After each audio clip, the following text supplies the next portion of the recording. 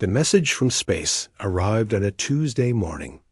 Ambassador Claire Watson was drinking her coffee in the United Nations building when her assistant burst into her office.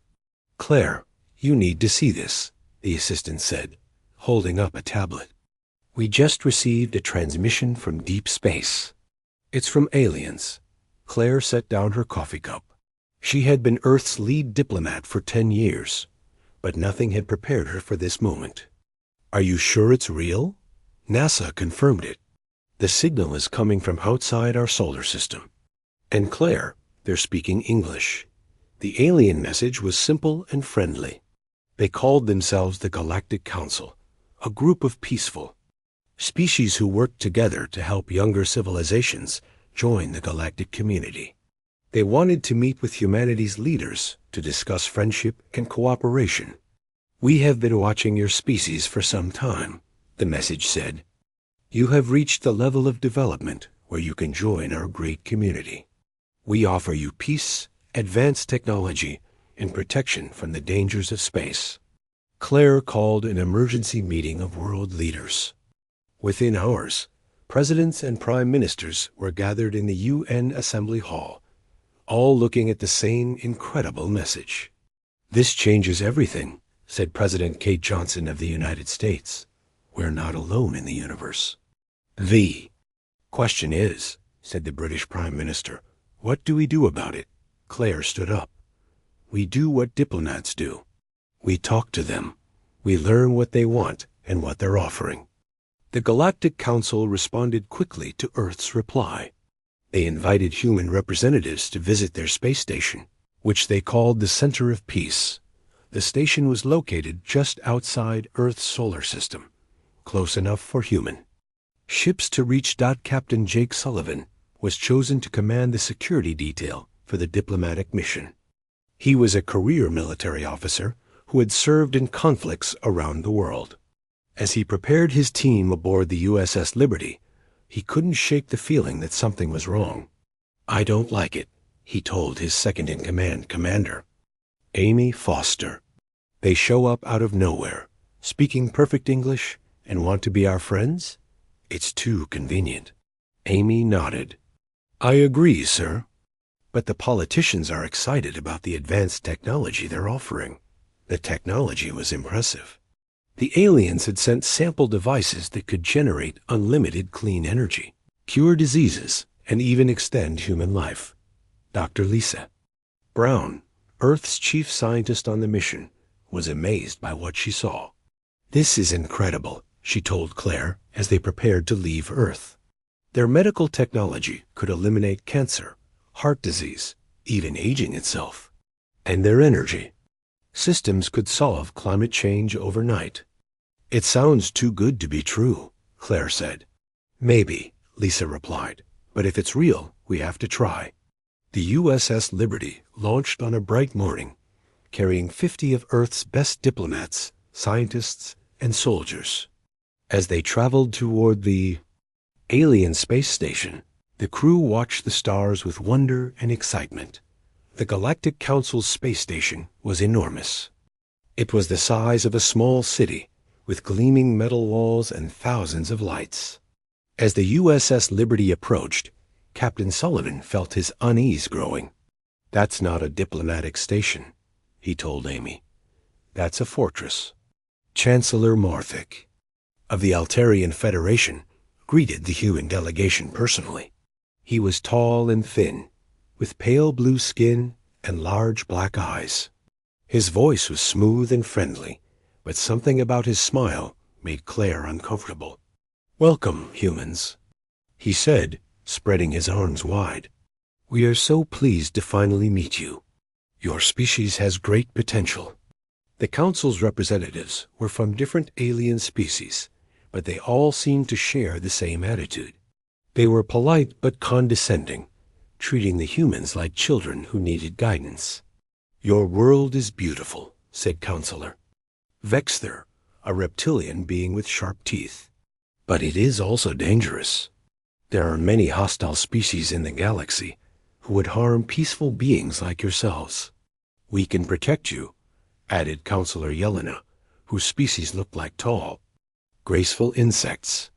But first, you must join our community properly. The council showed the humans around their station. It was filled with advanced technology and beautiful art, but Captain Sullivan noticed something troubling. There were many different alien species on the station, but only the council members seemed to be in charge. The others worked as servants, guards, and laborers. Who are those people? Jake asked Chancellor Morthic, pointing to a group of small, furry aliens cleaning the floors. Oh, them, Morthic said casually.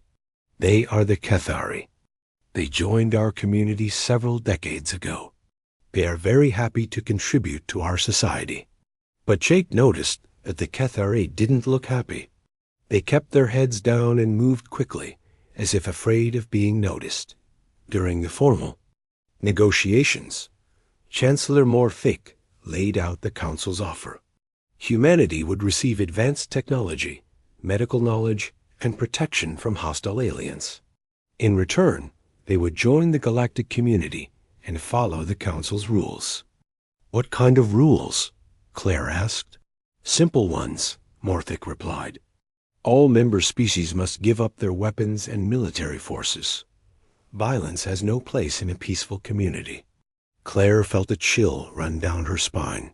Give up all our weapons? Our entire military? Of course, Counselor Vexter said. What need do you have for weapons when the Council protects you?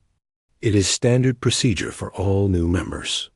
We will need to discuss this with our governments, Claire said carefully. Naturally. Morthic smiled. But please understand, this is not negotiable. All species who join our community must disarm completely. It is for everyone's safety. That night, Colonel Ben Parker couldn't sleep. He was the mission's intelligence officer, and something about the council bothered him. He decided to do some. Investigating Dot using his portable scanner, Ben began monitoring the council's communications. Most of their messages were in alien languages, but his computer could translate some of them. What he found made his blood run cold. The council's private messages revealed their true nature. They weren't peaceful diplomats. They were slavers who had been conquering and enslaving species for thousands of years. Their method was always the same. Approach a species with offers of peace and technology, demand disarmament, then take control. Species 847 has been fully integrated. Read. One message. Labor efficiency is up 23% since we eliminated their leadership. Another message was even worse. The humans show promise. Their physical strength and endurance will make them excellent workers. Recommend immediate disarmament and integration. Ben realized that the council had been lying from the beginning. They didn't want to help humanity. They wanted to enslave them. He quietly woke Captain Sullivan and showed him the intercepted messages. Jake's face grew dark as he read them. We have to warn Earth, Jake said. We will, Ben replied. But first, we need to get out of here alive. The next morning, Claire met with Chancellor Morthic for the final negotiation session. She had spent the night thinking about the Council's demands, and she had made her decision. We appreciate your offer, she said, but humanity cannot accept your terms. We will not disarm her military forces. Morthic's friendly smile disappeared. I'm sorry to hear that. Are you sure you won't reconsider? We're sure. The Chancellor's black eyes seemed to grow darker. That is unfortunate. You see, membership in the Galactic Council is not actually optional for species in this region of space. What do you mean? I mean that you will join us willingly, or you will join us by force. The choice is yours. Claire stood up. This meeting is over. Yes, Morthic said quietly. It is. As the human delegation prepared to leave, Captain Sullivan noticed that the Council's guards were moving into position around the docking bay. The friendly aliens had suddenly become very hostile. Move fast, Jake told his team. We need to get off this station now. The USS Liberty launched from the Council station under heavy fire. The aliens had dropped all pretense of friendship. They were trying to capture or destroy the human ship. All power to engines, Jake ordered. Get us out of here. As they fled toward Earth, Claire looked back at the massive alien station. She had come hoping to make friends for humanity. Instead, she had discovered that Earth faced a terrible enemy. The galaxy was not the peaceful place the Council had pretended it was. It was ruled by slavers who saw humans as their next victims, but they had made one mistake. They had assumed that humans would be as easy to conquer as the other species they had. Enslaved. They were about to learn how wrong they were. The USS Liberty limped back to Earth with half its systems damaged. Captain Jake Sullivan had managed to get his crew away from the Council station, but the aliens had made their intentions clear. The friendly mask was gone forever. Earth Command. This is Liberty, Jake spoke into the radio. We are returning with urgent information. The Council is not what they claim to be. General Mike Davis was waiting when the Liberty docked at Earth's orbital station. He had been in charge of Earth's military for 15 years, and he had never seen Captain Sullivan look so grim. What happened up there? General Davis asked. They're slavers, Jake replied. The whole peaceful community story is a lie. They've been conquering species for thousands of years. Ambassador Claire Watson was already on her way to address the United Nations. The alien betrayal had shaken her, but she was determined to warn humanity about the danger they faced. Members of the General Assembly, she began, I stand before you today to report that first contact with alien life has not gone as we hoped. The Galactic Council is not our friend. They are our enemy. The Assembly Hall erupted in shocked voices. Representatives from every nation on Earth demanded to know what had happened. They want to enslave us, Claire continued. They've done it to hundreds of other species.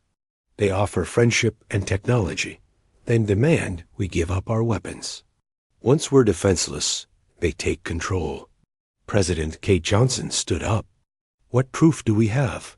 Colonel Ben Parker stepped forward. I intercepted their private communications. They've been planning this from the beginning. They see humans as strong workers for their slave camps. Ben activated a holographic display showing the alien messages he had decoded. The assembled leaders read in horror about the Council's true plans for humanity. Species integration proceeding as planned, one message read. Human physical capabilities exceed expectations. Recommend immediate harvesting of population centers. My God, whispered the French president. They're talking about us like we're cattle. The evidence was overwhelming. The Council had enslaved over 200 species, forcing them to work in terrible conditions. Entire worlds had been strip mined to feed the Council's endless appetite for resources. What do we do? Asked the Japanese Prime Minister. We prepare for war, General Davis said simply. They've made their choice. Now we make ours. But preparing for war would not be easy. The Council had technology that was centuries ahead of anything on Earth. Their ships were faster and more powerful than anything humans had built. Dr. Lisa Brown, who had escaped the Council station with the others, was working frantically to analyze the alien technology they had seen. Their weapons are based on energy manipulation, she told the assembled scientists. But their defenses might have weaknesses we can exploit. Commander Amy Foster was coordinating Earth's space defenses. We have 47 military ships ready for combat, she reported. But intelligence suggests the Council has over 1,000 ships in this region of space. The odds were terrible, but humans had faced terrible odds before. 3 days after the Liberty's return, the Council made their move. A massive fleet of alien ships appeared at the edge of Earth's solar system. They came not as friends, but as conquerors. Chancellor Morthick's voice echoed across every communication channel on Earth. Humans of Earth, you have made a foolish choice. You rejected our generous offer of peaceful integration. Now you will be integrated by force. Surrender immediately, the message continued. Lay down your weapons and submit to Council authority. Those who cooperate will be treated well. Those who resist will be eliminated. President Johnson's response was broadcast from the White House. To Chancellor Morthick and the Galactic Council, humanity rejects your demands. We will not surrender. We will not submit. We will fight. The Council's response was swift and brutal. They attacked Earth's outer colonies without warning, destroying research stations and mining facilities. Thousands of innocent people died. In the first assault, Captain Sullivan watched the destruction from the bridge of his new ship, the USS Defiance. Those bastards, he said quietly. They're not even trying to capture the colonies. They're just killing everyone. It's a message. Commander Foster replied. They're trying to scare us into surrendering. Then they don't understand humans very well, Jake said. We don't scare easily. The attacks on the outer colonies did not break human resolve. Instead, they made humanity angry. Every nation on Earth began mobilizing for war. Factories switched to making weapons and ships. Scientists worked around the clock to develop new technologies. Major Tony Lewis was leading reconnaissance missions to gather intelligence on the Council fleet. His small, fast ships could slip past alien patrols and observe their formations. They're overconfident, he reported to General Davis. They're not even trying to hide their positions. They think we're too weak to fight back. Good, the general replied. Let them keep thinking that. But the Council had one advantage that worried Earth's leaders. They had hostages. During the attack on the outer colonies, they had captured several thousand human prisoners, including many scientists and engineers. Among the prisoners was Dr. Lisa Brown. She had been on a research station when the Council attacked. Now she was trapped on an alien ship, surrounded by enemies. The alien guard pushed her into a cell with other human prisoners. The cell was small and dark, with barely enough room for everyone to sit down. Are you hurt? Asked one of the other prisoners, a young engineer named Pete Wilson. No, Lisa replied, but I don't think they captured us to be nice to us. Pete nodded grimly. They're using us as workers, making us repair their ships and maintain their equipment. Anyone who refuses gets... He didn't finish the sentence. Lisa looked around the cell. There were about 20 humans crammed into the small space. They all looked tired and scared, but not defeated. We need to find a way out of here, she whispered. Impossible, said another prisoner. The ship is massive. Even if we could get out of the cell, where would we go? Lisa smiled grimly. We'd find a way to hurt them. That's what humans do. Back on Earth, Intelligence Officer Sam Wright was working to decode more of the Council's communications. What he found was disturbing, but also encouraging. General, he reported to Mike Davis, I've been analyzing their internal messages. They're not as unified as they pretend to be. What do you mean? There are cracks in their empire. Some of the enslaved species are starting to rebel. There have been uprisings on several worlds. General Davis studied the intelligence reports. Are you saying we might have allies? Maybe, if we can find a way to contact them. The idea was risky, but appealing. If humanity could coordinate with rebellious alien species, they might have a chance against the Council's superior numbers. Colonel Ben Parker was assigned to lead a secret mission to make contact with potential allies. It's dangerous, he told. His team will be flying into Council territory with no backup. We've done dangerous things before, replied Lieutenant Kate Miller, his communications expert. Besides, we need all the help we can get. As Earth prepared for the inevitable invasion, stories began to emerge from the alien fleet. The Council was not treating their enslaved crews well.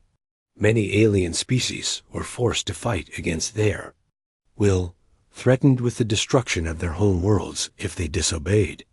"They're not loyal soldiers," Captain Sullivan observed. "They're hostages forced to fight." "That could work in our favor," Commander Foster agreed. "If we can convince them we're not the enemy, they might turn against the Council." The Council's propaganda machine was working overtime, broadcasting messages throughout the galaxy, claiming that humanity had attacked them without provocation. They portrayed themselves as the victims of human aggression, but some species weren't buying the official story. On distant worlds, aliens who had suffered under Council rule were beginning to whisper about the humans who had refused to surrender. "Maybe," they said quietly, "someone is finally strong enough to fight back." Chancellor Morthic was growing frustrated with the delay.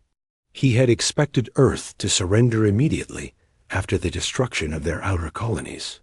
Instead, the humans seemed to be getting ready for war. "How long before our main fleet arrives?" he asked his military commander. 2 weeks, General Vexler replied. "But Chancellor, perhaps we should reconsider. The humans are not behaving like other species we've conquered. They're primitives," Morthic snapped. "They have a few dozen ships. We have over 1,000. They cannot possibly win." "But they seem to think they can," Vexler said quietly. "That worries me." The Chancellor's eyes grew cold. "Then we will show them how wrong they are. When our main fleet arrives, we will destroy their planet entirely. We will make an example of them that will keep other species from getting ideas about rebellion." Unknown to the Council, their communications were being monitored by Ben Parker's intelligence team. Every threat, every plan, every cruel decision was being recorded and transmitted back to Earth. "They're planning to destroy the entire planet," Ben reported to President Johnson. "Not just conquer it, destroy it." The president's face was grim. "And we have nothing left to lose. If they're going to try to kill us all anyway, we might as well fight as hard as we can." A message went out to every human military unit, every government, every citizen. The aliens were not Ru. The Council's invasion fleet was the largest military force ever assembled in galactic history. Over 1,000 ships stretched across space like a dark storm cloud, each one bristling with weapons capable of destroying cities. Chancellor Morthic stood on the bridge of his flagship, the Eternal Dominion, watching Earth grow larger on the view screen. The small blue planet looked so peaceful, so helpless. He smiled at the thought of adding another world to his collection. "Begin the demonstration," he ordered his weapons officer.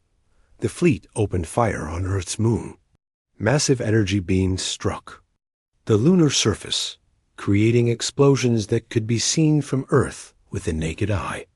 The moon didn't break apart, but the message was clear. The Council could destroy anything they wanted.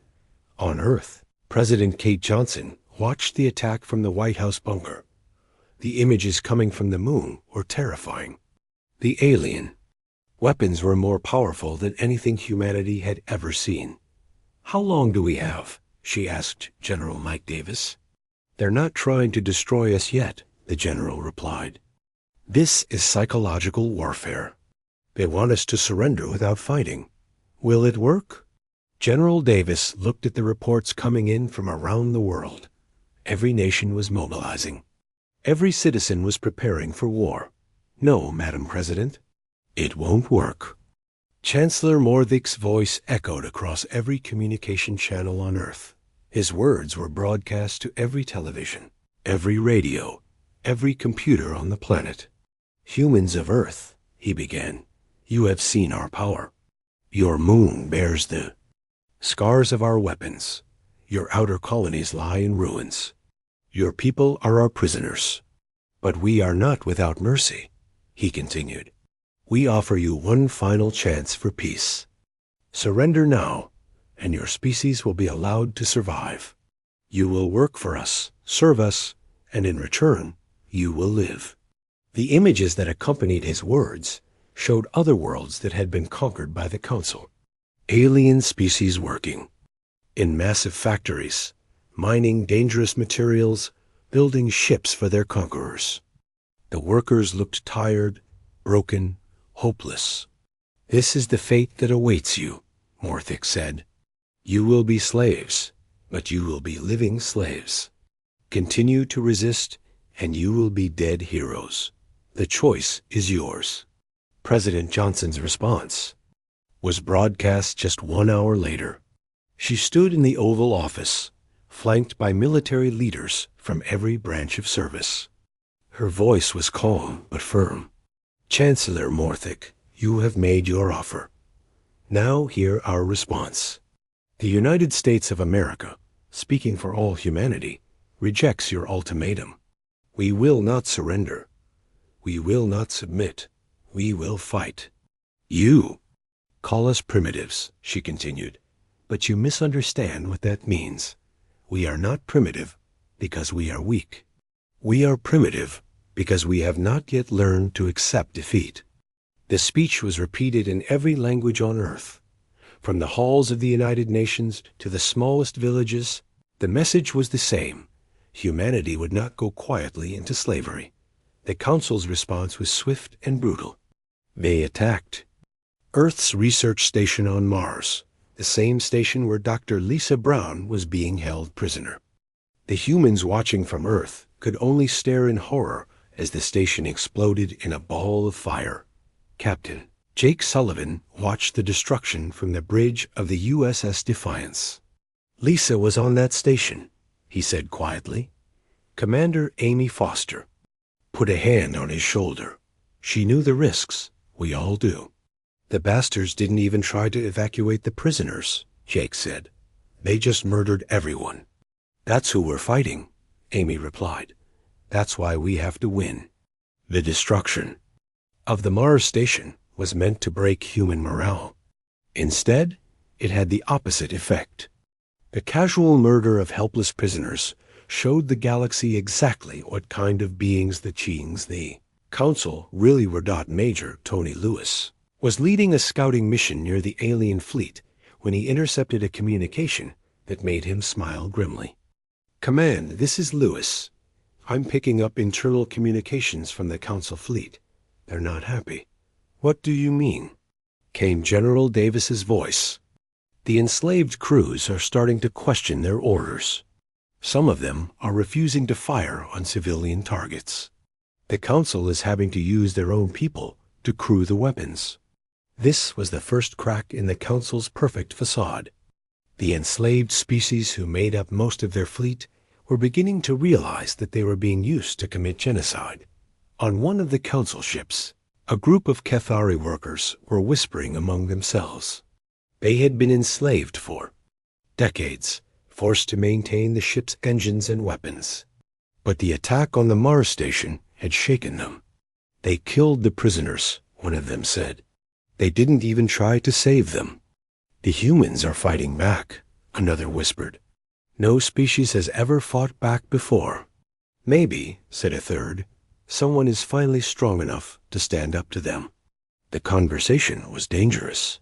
If the Council guards heard them, they would be executed. But something was changing in the alien fleet.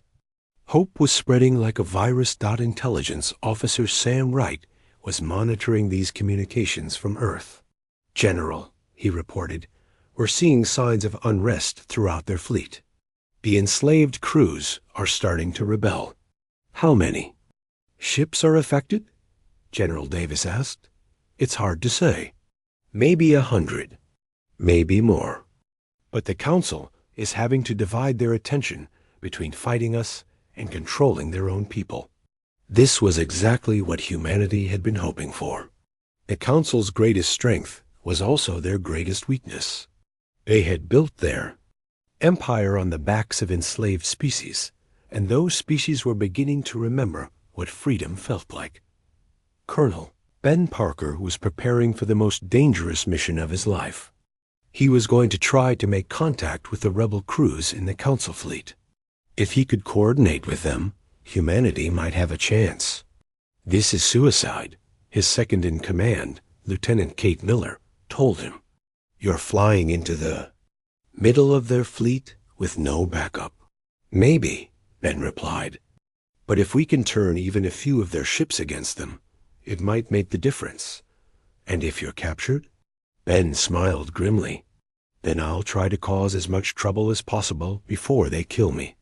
The mission launched in secret. Ben's ship was small and fast, designed to slip past enemy sensors. As he approached the Council fleet, he could see the massive ships spread out across space like a metal constellation. This is Colonel Ben Parker of Earth. He broadcast on a frequency the rebels had been using. I'm looking for friends. The response came quickly.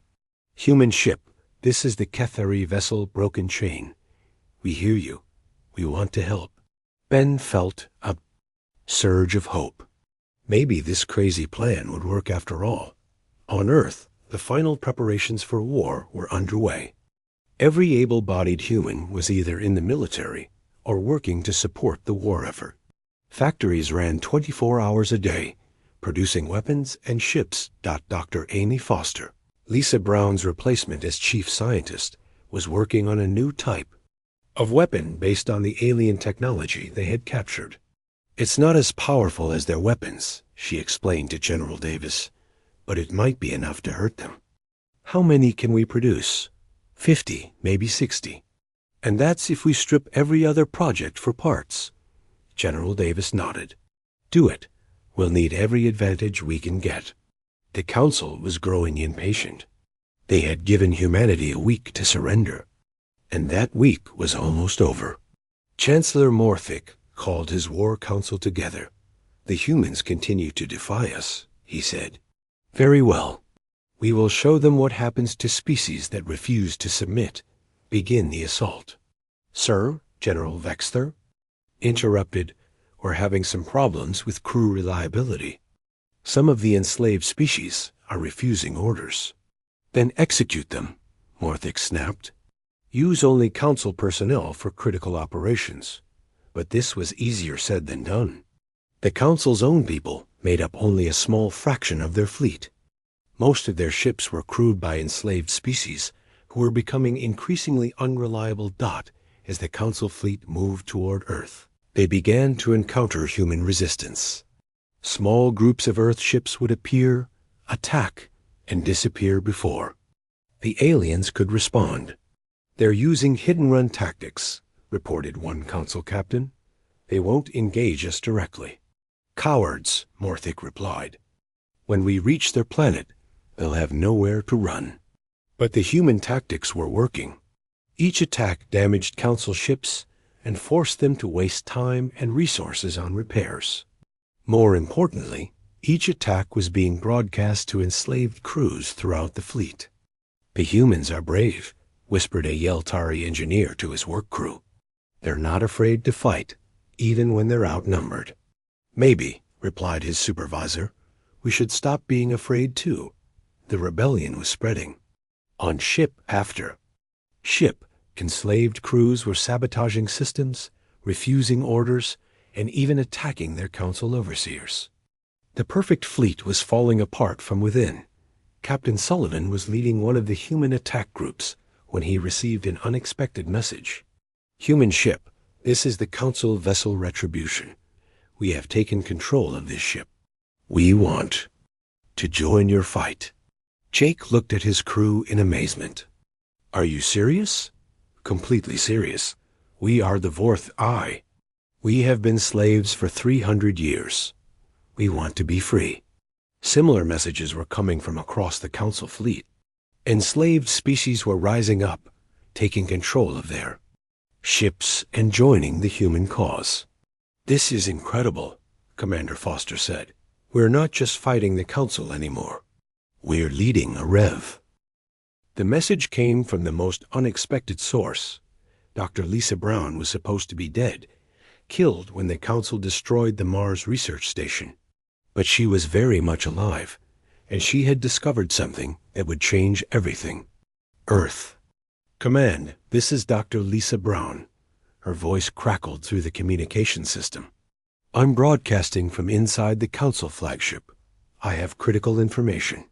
General Mike Davis nearly dropped his coffee. "Lisa, you're alive?" "Barely," she replied. "But I've learned something important. The Council isn't as powerful as they pretend to be.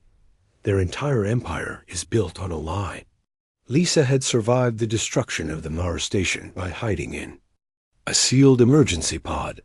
The Council had recovered her pod, thinking she was dead. When they found her alive, they decided to use her as a slave worker instead of killing her. "They put me to work in their computer systems," she explained. "I've been pretending to be a broken prisoner while actually studying their technology and their history." What Lisa had discovered was shocking. The Council had been ruling the galaxy for thousands of years, but they had done it through deception, not strength. They had never actually conquered a species that fought back effectively. "Every species they've enslaved was peaceful," Lisa continued. "They've spent centuries avoiding contact with any civilization that might pose a real threat. They're not warriors. They're cowards who pick on the weak." Intelligence Officer Sam Wright was recording every word. "What about their technology? Their weapons?" "Most of it is stolen," Lisa replied. "They didn't invent these weapons. They stole them from the species they enslaved. The Council members themselves are actually quite primitive." This revelation changed everything. The humans had been fighting what they thought was a technologically superior enemy. But in reality, they were fighting slavers who had never faced real resistance. "There's more," Lisa said. "The enslaved species outnumber the Council by thousands to one. They've been waiting for someone strong enough to lead a rebellion." Colonel Ben Parker, who was still coordinating with rebel ships in the Council fleet, confirmed what Lisa was saying. "She's right. The enslaved crews are telling me they've been hoping for this day for centuries." "How many species are enslaved?" President Kate Johnson asked. "Over 300, Lisa replied. "And they're all ready to fight if someone shows them it's possible to win." The scope of the Council's crimes was staggering. They had enslaved entire civilizations, stripped their worlds of resources, and forced countless beings to live in misery. But they had also made a fatal mistake. They had kept all their victims alive and in one place. "We're not just fighting for Earth," General Davis realized. "We're fighting to free the entire galaxy." Captain Jake Sullivan was leading the human fleet when he received a coded message from Lisa. She had found a way to contact the enslaved species throughout the Council's territory, not just the ones in the invasion fleet. "Jake, you need to broadcast a message to the whole galaxy," Lisa said. "Tell them that humanity is fighting back. Tell them it's time to rise up." "What should I say?" "Tell them we're not surrendering. Tell them we're showing the galaxy that the Council can be beaten." Jake thought about it for a moment. Then he opened a channel that would broadcast to every world in Council space. "This is Captain Jake Sullivan of the Earth Defense Force," he began. "We're speaking to all enslaved peoples throughout the galaxy. The Council told you that resistance is hopeless. They lied. Humanity refuses to surrender," he continued. "We're fighting back, and we're winning. The time has come for all free beings to stand up and reclaim their worlds." The response was immediate and overwhelming. On worlds throughout the galaxy, enslaved species began rising up against their Council overseers. Factories stopped producing weapons for the Council. Mining operations shut down. Transport ships refused to carry supplies. "It's a galaxy-wide rebellion," Sam Wright reported in amazement. "Every world under Council control is seeing uprisings." Major Tony Lewis was coordinating with rebel ships when he received a shocking report. "General, we just got word from the Altair system. The enslaved species there have taken control of 3 Council shipyards." "What about the ships under construction?" "They're joining the rebellion. We're talking about hundreds of ships, sir." The Council's empire was collapsing. Chancellor Morthic watched in horror as reports poured in from across his territory. World after world was declaring independence. Ship after ship was joining the rebels. How is this possible? He raged. These species have been enslaved for centuries. They know the price of rebellion. General Vexler looked at the tactical displays. Half the council fleet was now in open rebellion. The other half was fighting to contain uprisings on their own. Ships, Chancellor, he said quietly, perhaps we should consider negotiating with the humans. Negotiate? Morthic's voice was filled with outrage. We are the Galactic Council. We do not negotiate with primitives. But the primitives were winning. Earth's defenses were holding against the Council assault, while rebel ships attacked from behind.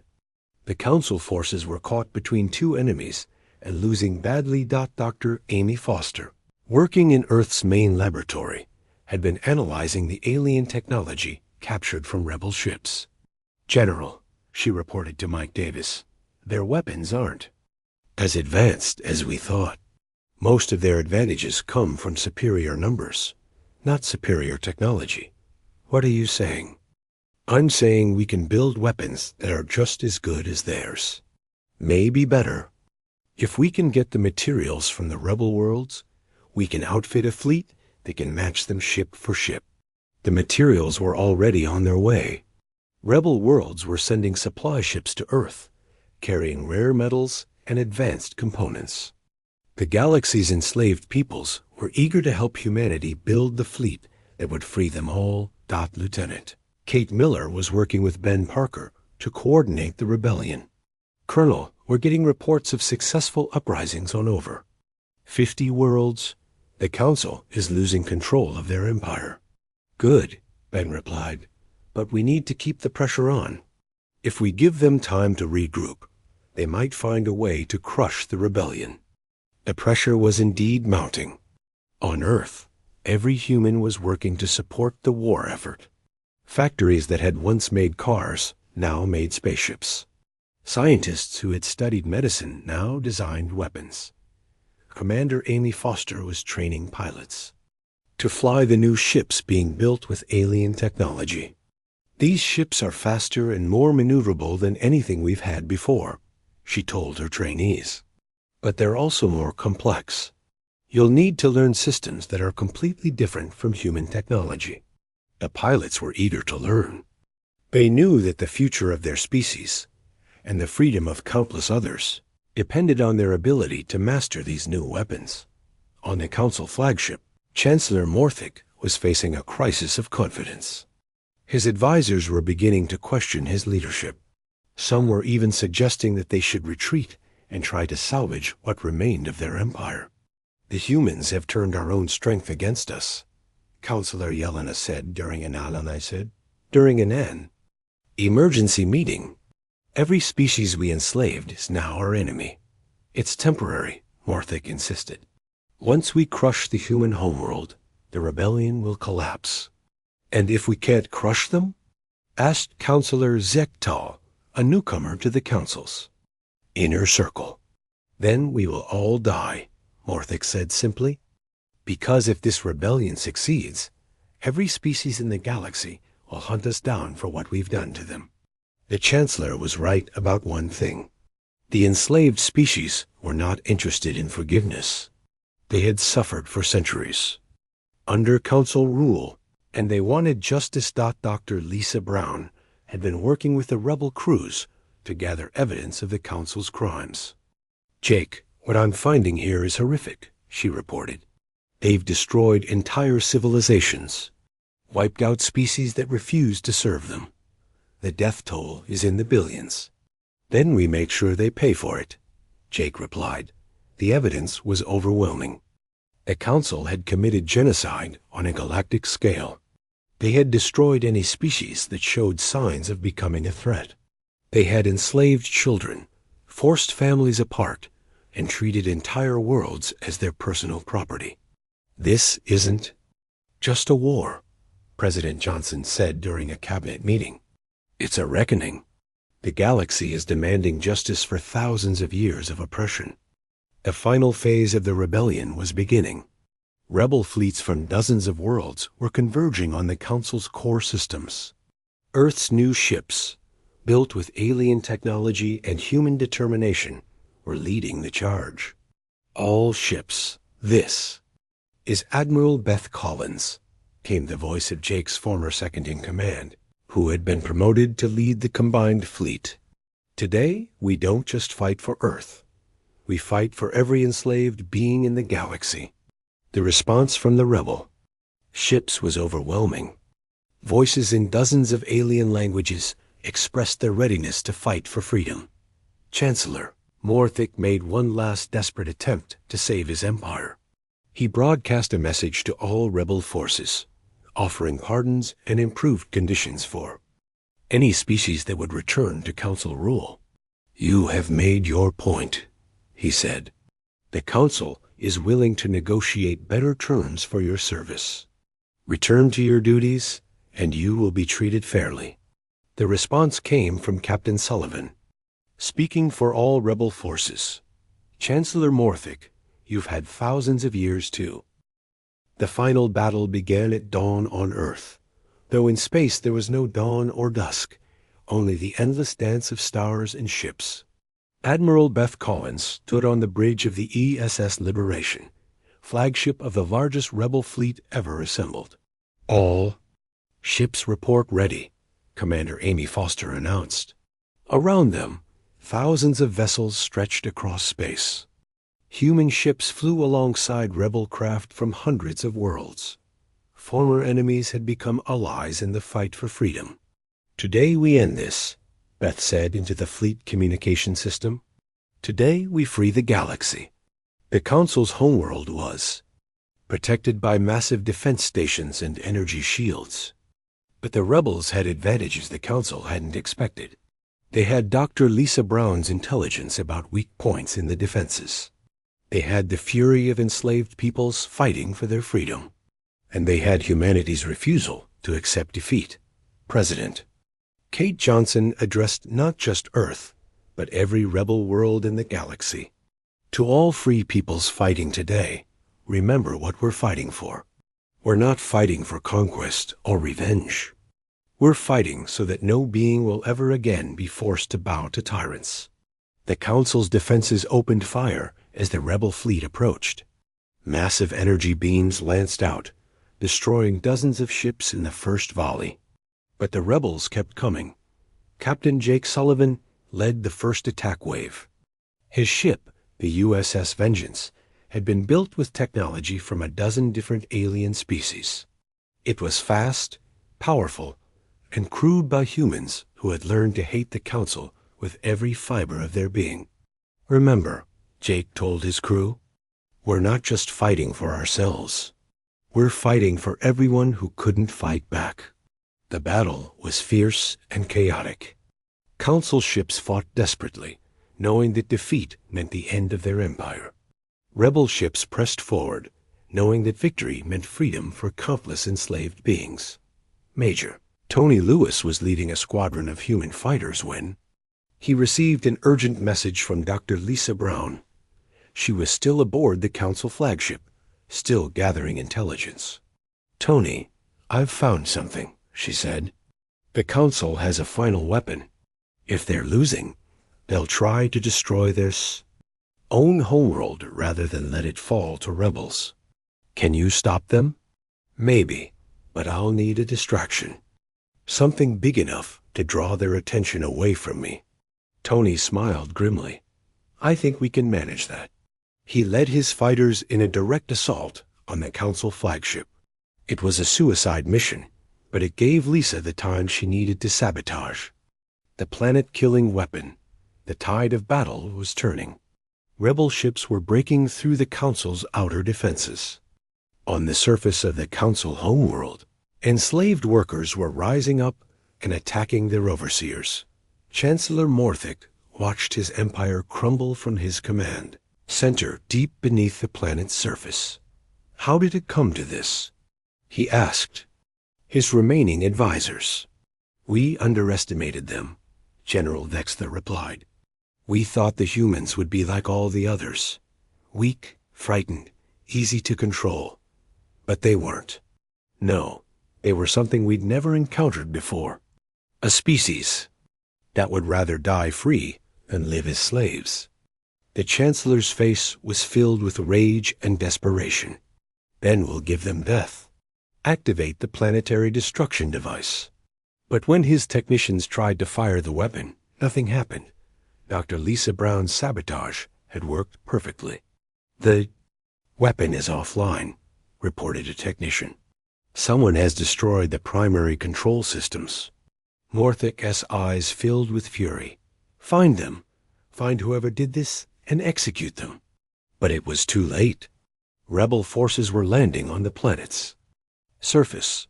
The final assault had begun. General Mike Davis led the ground forces personally. At 65 years old, he was too old to be leading troops into combat, but he had insisted on being part of the mission that would end the Council's reign of terror. "This is for every innocent being they enslaved," he said as his troops advanced. On the Council's main compound, the fighting was brutal.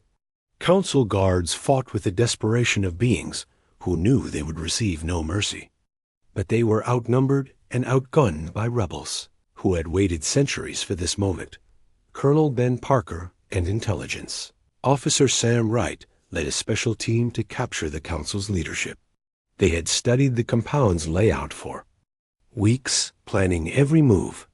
"Remember," Ben told his team, "we want them alive. The galaxy deserves to see them put on trial for their crimes."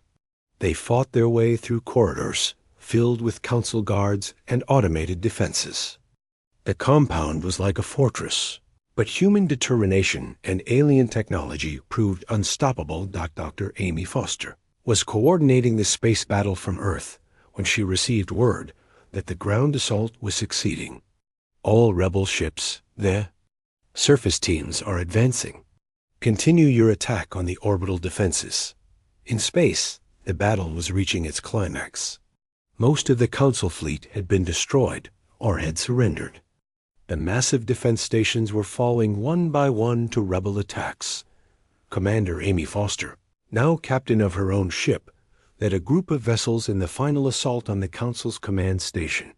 "This is for everyone they hurt," she said, as her weapons fired. On the Council flagship, Dr. Lisa Brown was fighting her way toward the bridge. She had spent weeks pretending to be a broken prisoner while actually preparing for this moment. Now she was leading a group of rebel slaves in an attack on their former masters. "This way," she told the rebels as they moved through the ship's corridors. The main computer is just ahead. They reached the computer core and began downloading critical information about the Council's operations. Evidence of their crimes, locations of hidden facilities, names of collaborators. Everything needed to ensure that justice would be served. Chancellor Morthic made one final attempt to escape. He and his closest advisors tried to reach a hidden shuttle bay, hoping to flee to a distant star system where they could rebuild their power. But Colonel Ben Parker and his team were waiting for them. "Going somewhere?" Ben asked as Council guards raised their weapons. The final firefight was brief but intense. The Council guards were well-trained and desperate, but they were no match for human soldiers who had trained their entire lives for war. When the smoke cleared, Chancellor Morthic and his advisors were prisoners. The beings who had terrorized the galaxy for thousands of years were finally in chains. "The mighty Galactic Council," Ben said, looking at the captured leaders. "You don't look so mighty now." Morthic's voice was filled with hatred. "You think you've won? You've destroyed the order that kept the galaxy stable. Without us, chaos will reign." "Maybe," Ben replied, "but it will be our chaos, not yours." The battle was over. Across the galaxy, news of the Council's defeat spread like wildfire. On world after world, enslaved beings celebrated their freedom. The nightmare that had lasted for millennia was finally over. President Johnson spoke to the galaxy from the White House. "Today marks the end of the Galactic Council's reign of terror. But more importantly, it marks the beginning of a new age of freedom and cooperation among all species. The victory celebration was bittersweet. Millions had died in the fighting, including many humans who had given their lives for galactic freedom. Major Tony Lewis had died in his attack on the Council flagship. Thousands of other brave souls had made the ultimate sacrifice, but their deaths had not been in vain. The galaxy was freed. Admiral Beth Collins stood on the bridge of her ship, looking out at the Council homeworld. The planet was in chaos, but it was the chaos of liberation, not destruction. Former slaves were emerging from underground factories and prison camps, blinking in sunlight they hadn't seen for years. "What happens now?" Commander Foster asked. "Now we rebuild," Beth replied. "We help these worlds establish their own governments. We make sure nothing like the Council ever rises again." The task ahead was enormous. Hundreds of worlds needed help establishing new governance. Millions of enslaved beings needed to be relocated to their home planets. The Council's vast empire needed to be dismantled carefully to avoid chaos, but humanity was up to the task. They had proven that they could fight when necessary. Now they would prove that they could build when the fighting was done. Dr. Lisa Brown, rescued from the Council flagship, was put in charge of the reconstruction effort. "We need to be careful," she warned the new Galactic Assembly. "Power corrupts. We can't let ourselves become what we just destroyed." The former Council leaders were put on trial for their crimes. The proceedings were broadcast throughout the galaxy, ensuring that every being could see justice being served. Chancellor Morthic's final words before his sentencing were filled with bitterness. "You call this justice?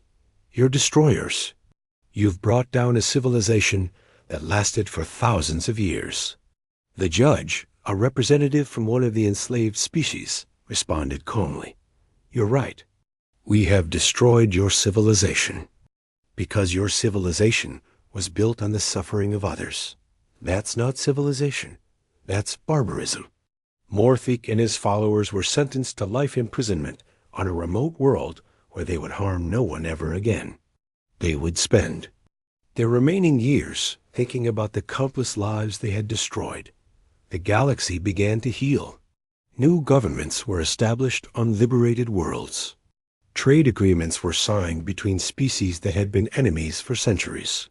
Art, science, and culture flourished as beings were free to pursue their dreams instead of serving.